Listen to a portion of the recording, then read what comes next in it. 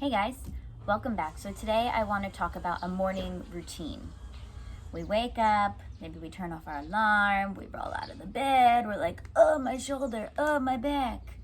And that's part of your routine. You probably don't even think about it so much because you do it so often. And the sausage dogs are awake because that's part of their morning routine. They wake up and they start barking and they wait for somebody to come let them out. They probably don't even realize they're doing it. It's just part of their routine. And these routines shape our day. So is your routine hurting you or is it helping you? Do you wake up and grab your phone? Or do you wake up and put your hands over your heart maybe? And find 3 things that you're grateful for? That'll set up your day very differently. And I notice that when I have a routine and a ritual that I do in the morning, the rest of my day seems to go a little bit easier. It doesn't mean bad things can't happen or everything's going to be peachy. But the way I'm able to respond to those things is very different. So what does this have to do with having a morning routine and ritual? Yeah, putting my hands in my heart. That's really going to affect the traffic out on the main road here while I'm driving my scooter. No, everything that's going to happen out there is going to happen. But the way that it's going to affect me and come back home with me and follow me to sleep tonight is going to be very different. So a morning routine is something that gets you to activate yourself in a way for your day. And a ritual is something that may not have a direct effect on your day in your outer world, but it's going to have a direct effect on your inner world. So if you have a routine and a ritual in place before you get bombarded by all this stuff, you're probably going to notice some changes long term. You can't do it once, right? It's something that needs to be practiced day in and day out. And if every day is too much for you, try doing 3 days a week. Try waking up. No, don't try. Do. Wake up and don't turn on your phone. That's a good place to start. You actually have to be with yourself versus be with everybody else and what they're doing.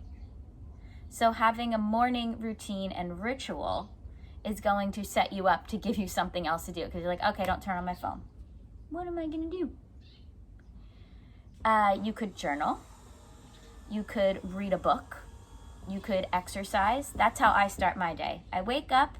I make my little altar here that kind of got blown over by the wind, but that's right there. And then I go work out. I come back. I shower or jump in the pool. And then I make my breakfast. And then you can talk to me. If you talk to me before that, which is fine, but it kind of like disrupts my little flow that I have going here. And my ritual, making an altar with things from the earth, is something that I find fun. It's relaxing. I know what the outcome is going to be, so it instills some confidence in me. The purpose of the ritual is to create some structure and order in the mass chaos and the ever-increasing entropy that's going on around us. So the second law of thermodynamics says in an isolated place or an isolated system, entropy is going to constantly be increasing. So disorder is going to be increasing. And when we create order somewhere else, disorder is going to extend into another direction.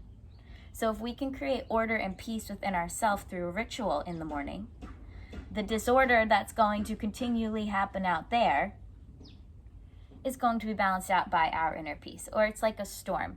The eye of the storm is the calmest. It's not the eye of the storm we have to worry about. It's those whipping winds around the outside that are going to take the roof off your house.